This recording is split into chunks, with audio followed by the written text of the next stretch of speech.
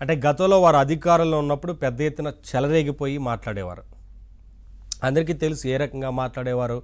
Media ముందుకు వచ్చి లేదా మీడియా ప్రశ్నలు అడిగినా దురుసుగా సమాధానం చెప్తూ ప్రతిపక్ష నేత మీద, అప్పటి ఇతర పార్టీలకు సంబంధించిన నేతల మీద ఏ రకంగా దురుసుగా మాట్లాడుతూ వచ్చేవారు కొడాలి నాని అనే విషయం అందరికీ తెలుసు.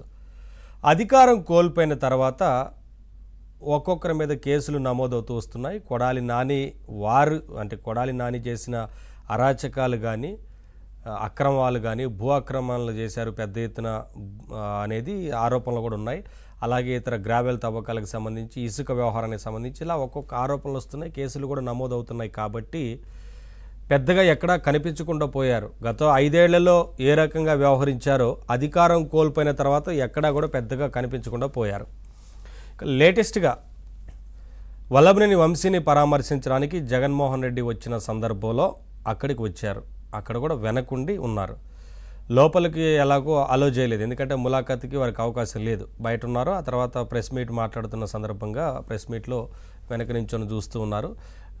జగన్మోహన్ రెడ్డి గారు చాలా అంశాలకు సంబంధించి ప్రెస్ మీట్లో మాట్లాడారు. ఆ తర్వాత కొడాలి నాని గురించి కూడా మీడియా ప్రశ్నలు వేయగా ఆయన మాత్రం ఇంకా మా ఉద్యోగం పీకేశారు కదా, మేమేం మాట్లాడతాం, అధికారంలో ఉన్నప్పుడు అంటే మాట్లాడామంటూ వ్యాఖ్యానించి వెళ్ళారు.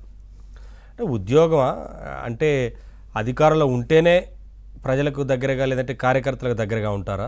పోనీ ప్రజలకు ఏమైనా దగ్గరగా ఉన్నారా? అధికారంలో ఉన్నప్పుడు వారి కార్యకర్తలను పట్టించుకున్నారా? కనీసం వారి ప్రజలకు సంబంధించి పథకాలు అందుతున్నాయా లేదా లాంటి ఏ విషయం గురించి అని ఎప్పుడన్నా మాట్లాడారా? మాట్లాడలేదు.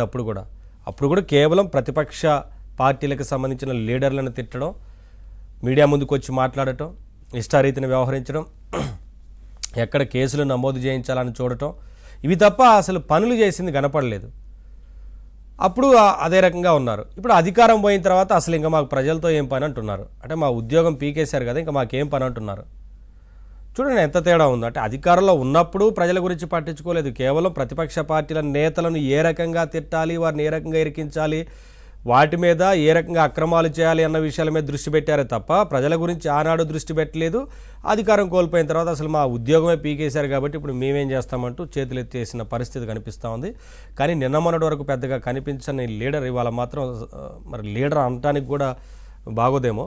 నిన్న మొన్నటి వరకు కనిపించని సడన్గా ఎంట్రీ ఇచ్చారు. ఈ కేసులకు సంబంధించి మరి ఏం విచారణ జరుగుతోంది, ప్రభుత్వం ఏ కేసులు ఇప్పటికే నమోదై ఉన్నాయి వీరి మీద ప్రభుత్వంలో, ఇవన్నీ విషయాలకు సంబంధించి వాళ్ళ డిబేట్లో మాట్లాడదాం. డిబేట్లో పాల్గొంటున్నారు ఎస్పీ సాహిబ్ గారు, టీడీపీ